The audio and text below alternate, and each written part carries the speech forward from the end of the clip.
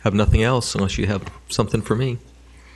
All right, then we'll move on to the item that I have on the agenda, which is going to take a few minutes, I'm sorry to say. Our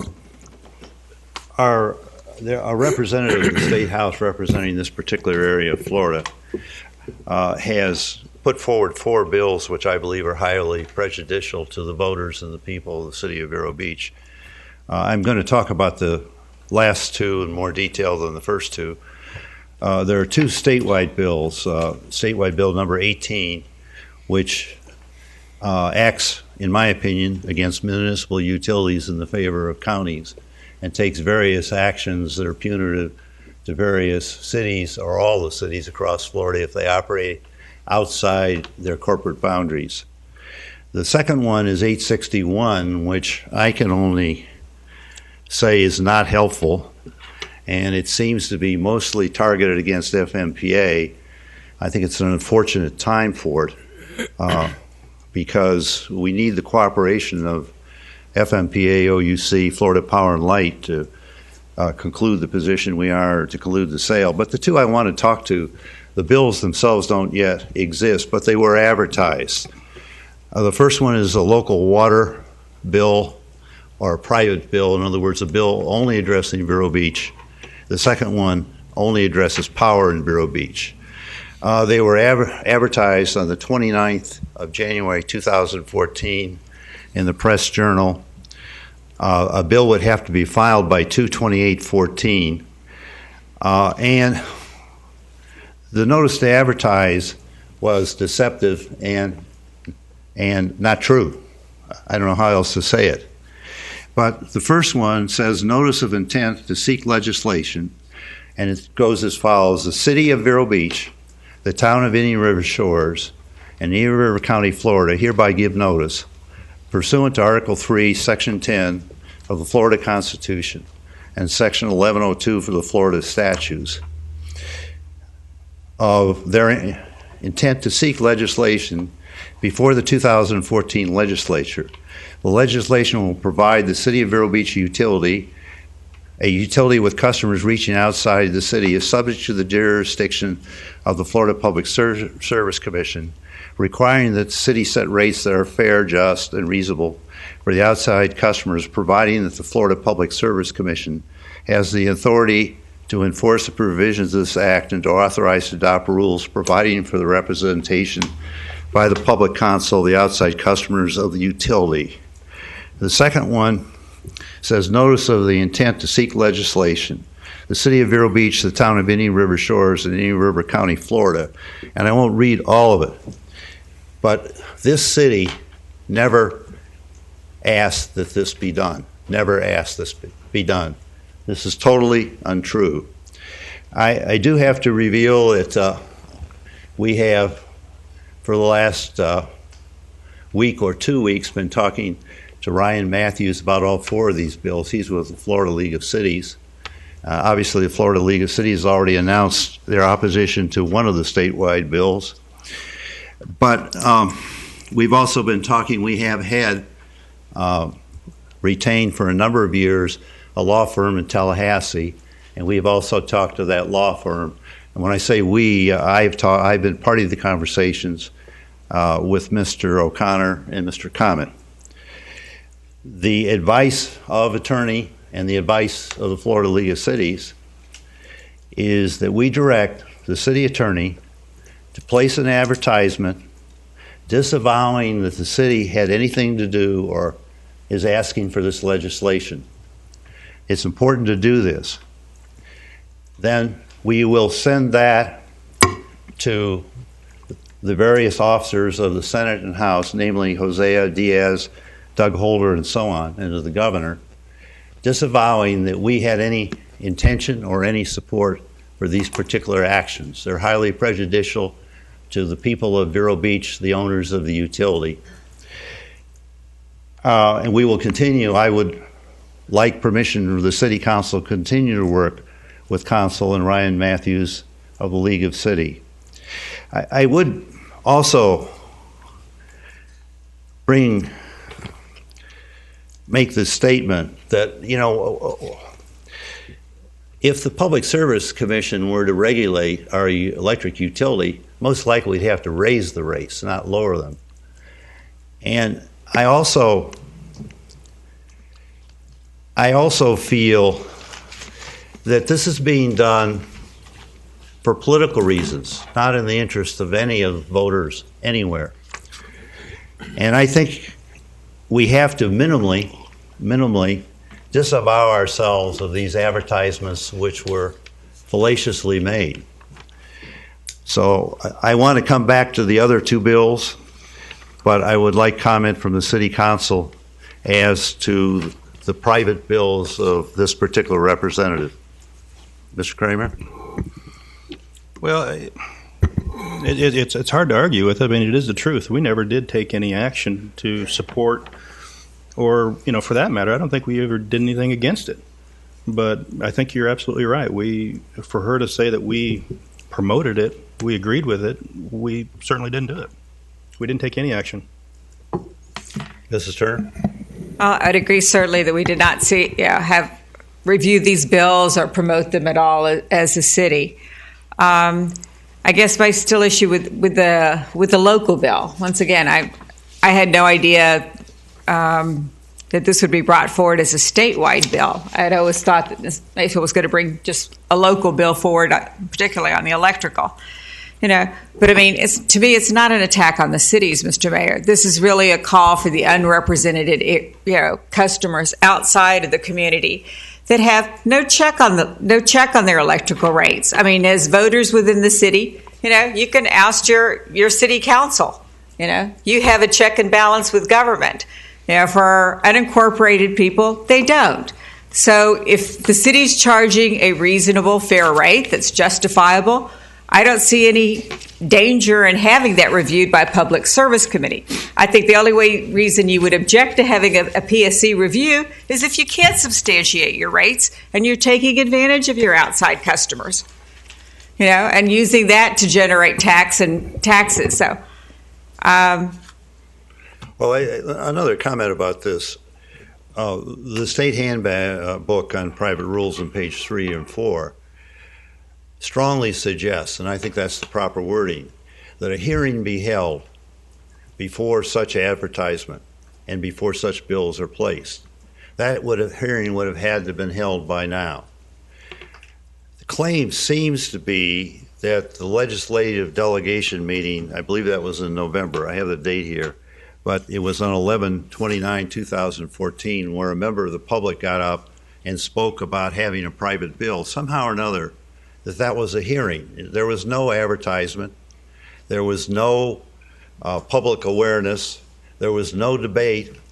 There's no way that was a hearing. And there's no way that this city is sponsoring these two private bills. And I would ask for a resolution to direct the city council to draft an advertisement, place the advertisement, and then send that advertisement to the legislature so that they are aware that we are not sponsoring this. Regardless of the merits of it, we are being hoodwinked here. True, we're not sponsoring. Any other city council like to comment? No, I agree. I think it's important to rectify this so that it's very clear who is doing what, when, where, and why. And we can't have people speaking on behalf of the council. Mr. Fletcher. No comments. Mr. Wilson. Thank you, sir. I'd like to have just a little bit of a discussion about this.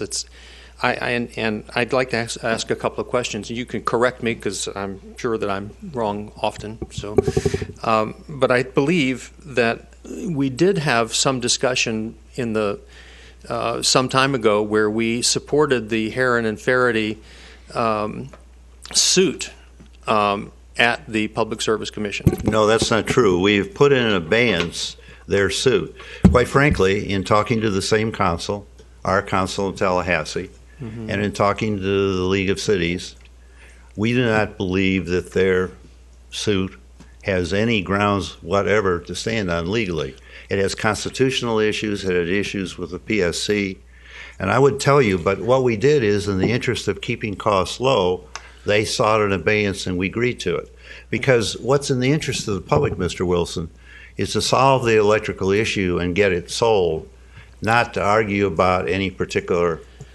Sir, I'm not taking a position on it. I haven't spoken with Debbie Mayfield about it. I don't know that any of you have. I'd rather keep her name out of it if we can. We'll talk about a representative. I'm sure it's no secret who she is. But what I'm speaking of is not the one that happened when they discussed the abeyance, but in the original one, which was several years ago. I just want to mention that it's not that we have a complete absence. The previous councils, I believe, did speak to that issue. You can look it up if you want to, but I'm just for the sake of now. As far as the actual bills are concerned, this is the problem that we're going to face, and as a group, where we're now moving towards, as things happen with as the sale progresses, it's going to end up. Are we going to end up pitting our county residents versus our city residents? Because so far we have been trying to represent everybody. Representative Mayfield represents both those county people and the city people. And what happens when their interests are completely opposed to one another? Frankly, we face this just a little bit with the Vero Beach Chamber of Commerce. Representing businesses within the city of Vero Beach, a partial sale is horrific to the situation with businesses. So are we going to find ourselves in a position where no sale is better than a partial sale? God, I hope not. But the fact is as we discussed, I don't know the situation specifically with the bills. I can see why it would be of a concern, and I don't have an answer. I'm not taking the position of it. What I am saying is that, frankly, she is the state representative, and she has a right to file bills. She has a right to file bills, Mr. Wilson, but not prejudicially to the city, and not saying what city council has or has not decided. She has no right to do that, or the city manager. I'm simply asking the question that could things that have happened with the city council in the past be construed? Where this came. Whether some blogger comes up and says it's Mr. Wilson, you know that each city council is a body unto itself. Yes, and we're going to see it now because we've got a change of what we were talking about. We've got a change in the city council that happened just recently. And during that recent council, this council could now take a different direction altogether than previous councils have. But it has not, Mr. Wilson, I believe. So I don't think this has anything to do with the issue that I'm asking about. Well, yes, I'm sorry, sir, with all respect. I believe that what you're asking is to make a determination by a 3 or 4 or 5 member vote that something that our state representative has done is not completely forthcoming. Not what we authorized. Not what we said. That's all I'm trying to say. I would have no quarrel if you said we now determined that we are not authorizing that, because that's what you're having Mr. Wilson, every town to do. It. Not this city council that's sat since November, nor any city council that I've sat upon. And I don't know when these bills were prepared, and I don't know when they were passed. I'm not here to argue with you about it. I'm not even against what you're trying to say. So calm down. What I am trying to say is that this came up on the agenda very quickly. And I don't know that anybody's talked to Ms. Mayfield so that she can ask tell what the answer is. I haven't. Indeed we have. Both the city clerk and the city manager, and they can correct me if I'm wrong, have asked for pre-notification of any advertisement and any bill that was filed regarding Vero Beach. All 4 of these bills. That has not occurred. Well, I know so the other 2. It's not like we haven't asked for it. Okay, I know the other 2 are correct. The Indian River Shore and the county have both stated that. And I do know that she's in a tough position because, how long are people going to wait? And the fact is we've been doing this since 2009. Look, I feel that pain as much as you. So we agree on that, but that has nothing to do that it's a misrepresentation. We agree on that. We agree on a lot. It's just all I'm suggesting, I don't know the details of the bill, but what this does, this is the canary in the mine as to what's going to happen when we pit county residents versus city residents? Well, the point the mayor is trying to make, I think, is that the advertisement, the connotation of the advertisement is that the city of Vero Beach endorsed it. Yeah. That's And correct. we in no way did. That's correct. Well, whether we did before, it's pretty clear that you're not doing it now. So I certainly understand that position. I think it was a useful dialogue. I'm sorry that if I overreacted, Mr. Wilson. I think we should go to arm wrestling. Thank you for your comments. Mr. Musher. Mark Mucher again. I was also kind of surprised when I saw those advertisements. I'm kind of disappointed that the mystery representative's office isn't here to explain why and how that happened. The reason I stood up to speak is I thought I heard a motion that you were going to take out some kind of advertisement, and all I know is that advertisements are really expensive, and that you could probably accomplish the same thing by writing a letter to the appropriate person in the legislature, denying the fact that you ever approved such a thing. Mr. Mucher, the consul in Tallahassee and the Florida League of Cities, Ryan Matthews specifically, said that because she placed an advertisement, we had to place an advertisement. I'm sure it will cost us a few $100s, but legally we have to correct it in the public record. It's no different than noticing this meeting or any meeting. So in effect, we would be doing what consul has recommended. I Is that think you not noticed the correct? meeting in a little thing like Yeah. this, which may also cost a couple $100s, but And We'll be these, done by 8:30. the notices done were legal notices, so it's probably a little less expensive than like a display ad or something. If you okay. want all, to. all I want to do was caution you on the cost and make sure, take the minimal procedure you can get away with to get the job accomplished. Thank you.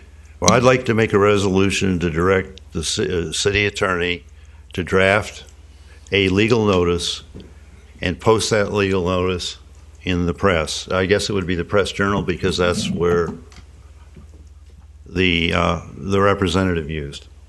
Do I have a second? I'll second. For discussion question, will council have a chance to review this notice, or? Yeah, the answer to the question is I think we can certainly do that if you're willing to do it as a special call next week. Is that possible? Because we're running out of time. Because the bills themselves have to be filed by March 2nd. So what happens is we have to file this and get it to Tallahassee before March 2nd. And I have no problem if we can deal with it in a special call. Can we?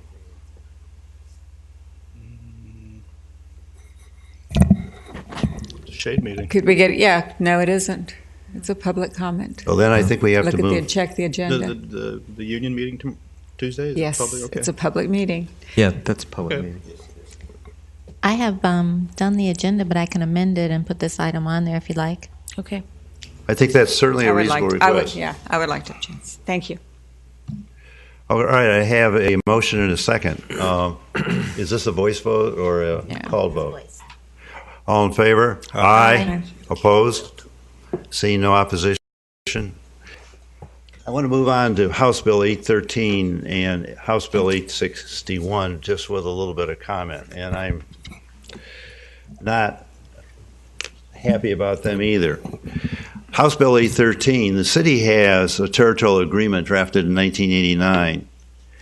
And the city has recently said that we would, subject to doing all the paperwork, grant the rates, same rates to people in the county as the county would give those people. We own the assets and we have a business and we would be entitled to a profit stream on that business. This business has been, is owned by the people of Vero Beach. And anything that tries to negate that, I don't think is a very good idea. And I do know that the Florida League of Cities will stand in firm opposition. It's covered under 180.02 of state law, and provision 2 of it is any municipality may extend and execute all of its corporate powers applicable for the accomplishment of the purpose of this chapter outside of its corporate limits as herein provided, as may be desirable or necessary for the promotion of the public health, safety, and welfare for the accomplishment of the purpose of this chapter, provided, however, that said corporate powers shall not extend or apply within the corporate limit of another municipality. What this bill does is it tries to repeal that, and I think some of you may remember that the reason that we have a utility in South Beach was that the county was not able to provide such utility in 1987 or 1989 or 1991, as the case may be. And what happened was the city was asked to provide those services. I would also suggest to you that any change in the legislation would put the city bonds at risk that back the utility. I mean, this is not for free. We have a significant number of bonds. I would also suggest to you that as far as water and sewer is concerned, we have some interesting situations. First of all, there's no way for the county to be able to get to the South Beach area without drilling under the lagoon. They need a reuse line, they need a sewer line, they need a water line. There are about 2,500 customers. The cost of doing that would be many times the revenue for a long period of time.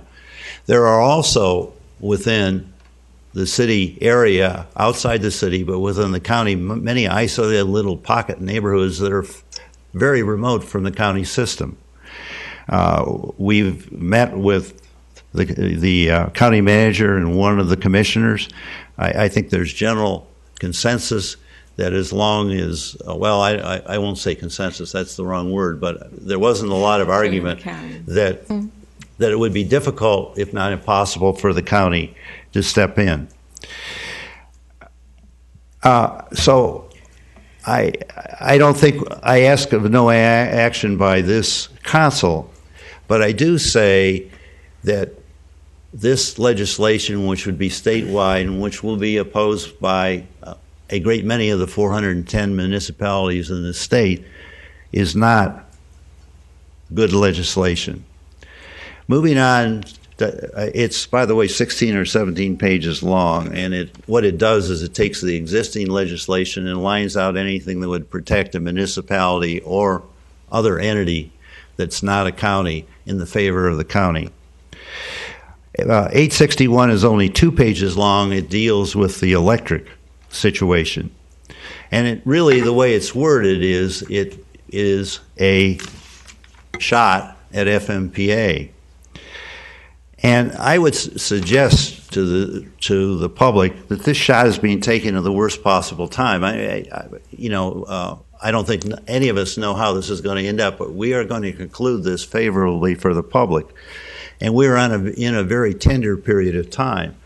And we have, whatever we do, we have to meet the contracts that we have with FMPA, OUC, and FPL. After all, we have a contract to sell to FPL, which expires in December 31st of 2016. And what this legislation does is may have thrown a monkey wrench and lengthened the time it's going to take to make the sale happen. And it has no possible good consequence. So I'm dismayed, really. This is politics, politics, politics. And I guess I said earlier on when I was talking about this job that politics has been an education for me.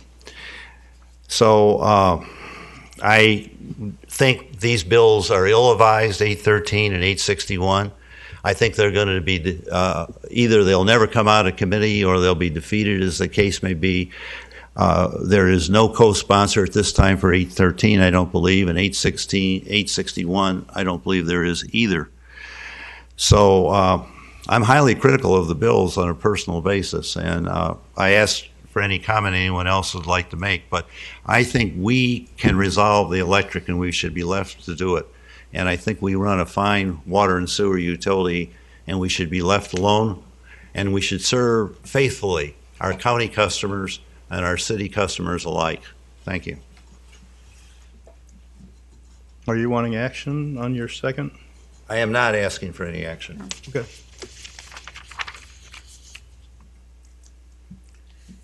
I was hoping you'd say what you thought. Don't hold back so much. No, I agree with you. They were ill-conceived, and we do need to do the advertisement. All right, we'll move on to the agenda item, which is Mr. Kramer's, I believe. Well, this was, I guess this has been an idea that I've been kicking around for actually a number of years, but hopefully we've got a council that will start to look at this. What we've been doing is we've been paying down an awful lot of debt every year. And what that does is that just strengthens the city's equity position in the utility. Unfortunately, when you strengthen your position in the utility, it really doesn't give the public much benefit other than to say, gee, we paid our debts down, we have a low amount of debt, and it really doesn't do much for the ratepayers. So what I did is I called up Craig Dunlap, and Charlie, if you'd like, I'll give you the records of that. That's okay. And I asked him, I said, hey, what's the options out there for possibly a refinance? What's the possibility of financing some of our capital costs so that we can kind of pay for our assets as we use them going forward? And he had given me several scenarios. And what I would like to do is I'd just like to take that paperwork. I believe council members, you all got a copy of that, and go ahead and kick it over to the finance group and let them chew through it and see if they can come back with a recommendation to council on what to do. And I guess that's my motion, is just to task the Finance Commission to look at some refinancing options. Can I modify the motion and also add the Utility Commission? Would that be acceptable to you? That's fine. Why don't you restate it and I'll second it then? I will withdraw my previous motion, and I will restate it that we send to the Finance Commission and Utilities Commission to look at possibly refinancing our current debt and financing our capital costs moving forward. I'll second it. Discussion, Mr. Turner. Just a note for discussion. As far as our debt goes, I mean, refinancing, just reviewing the time horizon to recover the financing costs. They don't refinance your debt for nothing. And, hopefully we will have a short time horizon for concluding this sale, the FPL sale. So you certainly don't want to tie yourself into a situation where we can't recover the refinancing cost. Also to consider early repayment costs. When we do conclude the sale, we will want to pay off these debts if there be any early payment penalties. But I certainly would like to see if the Finance and Utility Commission could come, review it. I trust their guidance and to come up with something. And I certainly want to get Cindy involved in this. oh, absolutely. She will be. Mrs. Graves, do you have any comment? We won't know till we look, so we should give it a try. Mr. Mucher, again. Mark Mucher, this is about the electric situation, I guess, right? And we're trying our best to sell the electric system, hopefully this year. I'm hoping it's going to be this year.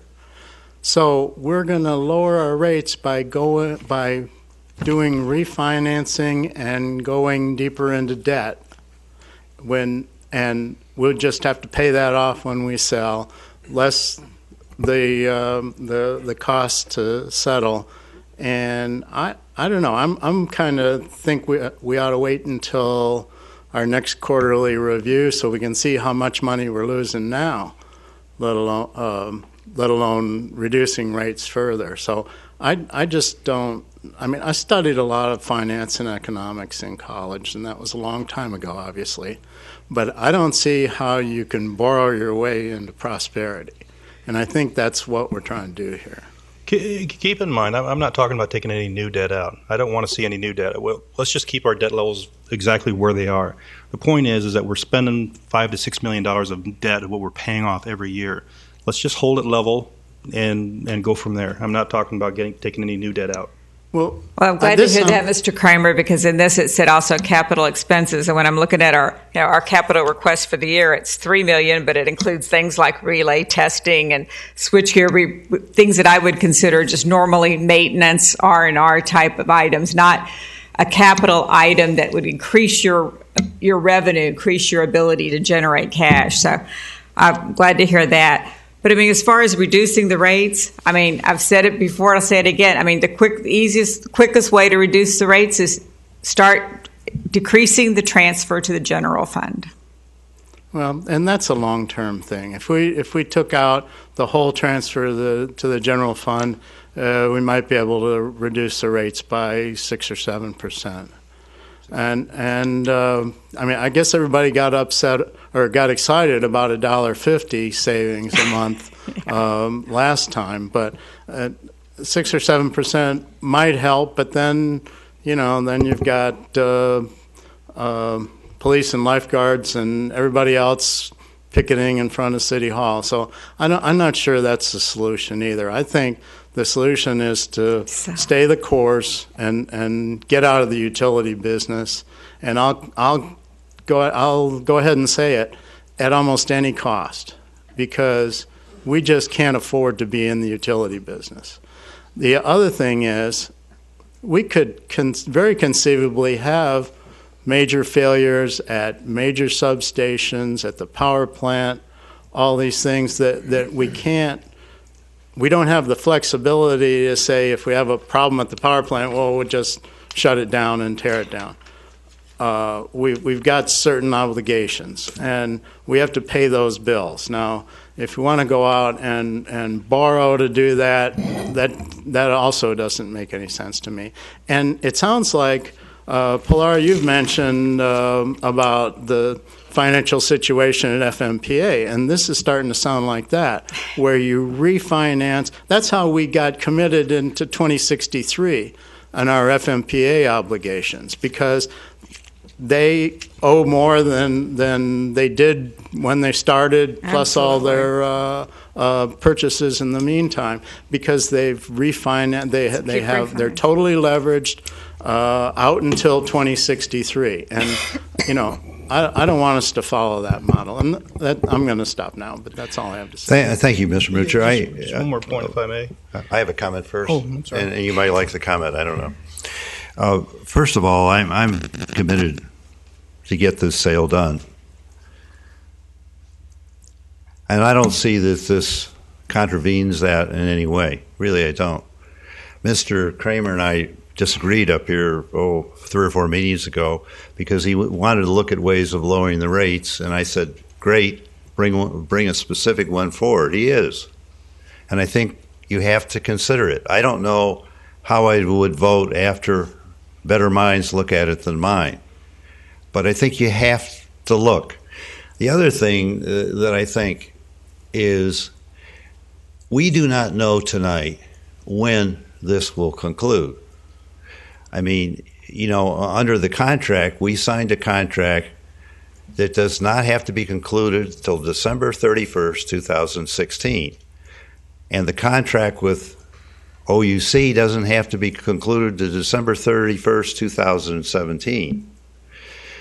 So for all I know, we're going to have a protracted period of time, or we may not. I mean, I'm going to do, and I'm sure all 5 of us and the city manager and the city attorney are going to do everything that we can to resolve this sooner rather than later.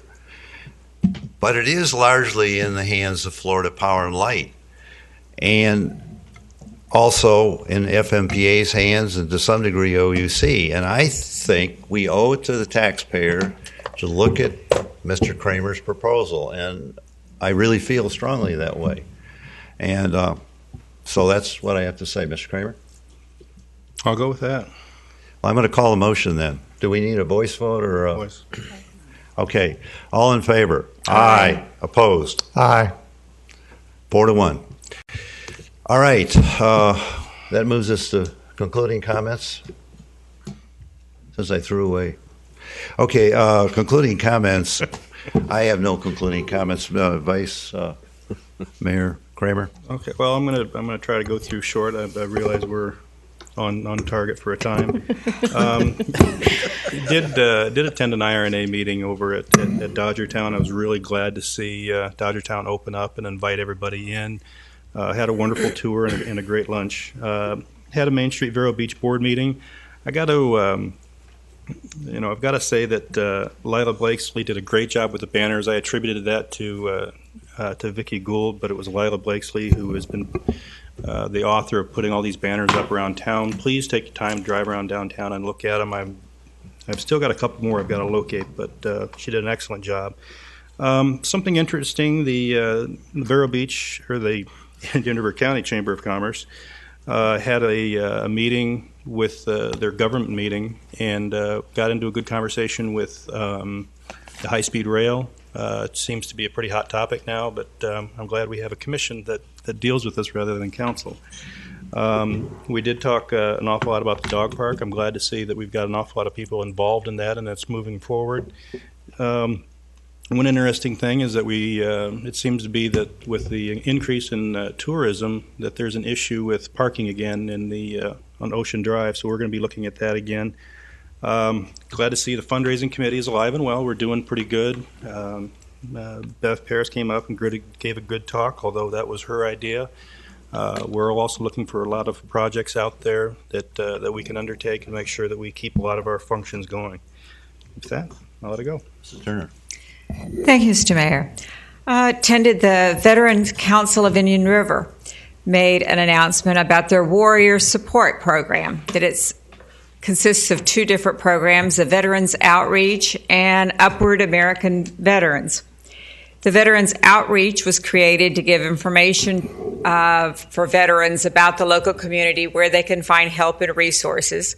And the Upward American Veterans is helping with critical living expenses for our qualified veterans. I think it's been a great program that pulled together 175 Indian River County organizations, companies, health services, businesses, et cetera, to support our veterans. So we'll like to be there and continue seeing that support. Attended the Mental Health Collaborative, which has been a part of that for the past few years. Was delighted to have Chief Curry in attendance, and he raised a point that we've had, on average, within the city of Vero Beach, 100 people Baker acted a year. I mean, I was really, really surprised that we've had that big an issue with mental health within our small community. And the collaborative is continuing to work to try to find resources and things to try to address those problems with the help of our public service. Want to thank all the great group at Power Squadron. When Paul Drittenbass brought up his project for doing oyster mats to help save the lagoon, the Power Squadron stepped up and said, hey, you bring us some materials, we'll get some people volunteering it. And they have gone at it gung-ho. We have a target of having 1,800 mats done by the end of March to place out in the lagoon, and they are well on their way to completing it. It's just been a terrific effort. Other news as far as the lagoon is that Orca and Scott's Miracle Grow Company announced that they are going to partner together for the first of their kind research project. And this is another great thing to see business step up and say, hey, we want to be part of the solution. They'll be working with Orca on the study. They have set up an impartial third-party group to oversee the research so that it will not be tainted in any way for or against the fertilizer company. But we'll look forward to some great progress on that. The Tour de Vero, the Fireman's Charity, was a great success. We had, I'm sorry, I can't remember the number of bike riders we had out there, but we had a super group. Great to see the fire trucks out there with the flag, and those funds will go to our local charities.